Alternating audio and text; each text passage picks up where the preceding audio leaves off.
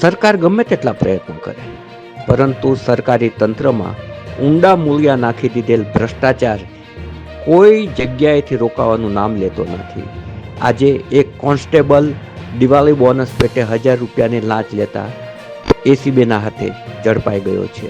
2 દિવસ પહેલા Aslali ring road circle પાસે એક આઈસર ગાડી પસાર થઈ હતી, જેના ડ્રાઈવરે સીટ બેલ્ટ ના બાંધ્યો હોવાથી 3000 રૂપિયાનો મેમો ફાળવાના નામે 1000 રૂપિયા લીધા હતા અને ત્યારબાદ ફરી દિવાળી બોનસ પેટે વધારાના 1000 આપી જવા ટ્રાન્સપોર્ટર પાસે માગણી કરી હતી.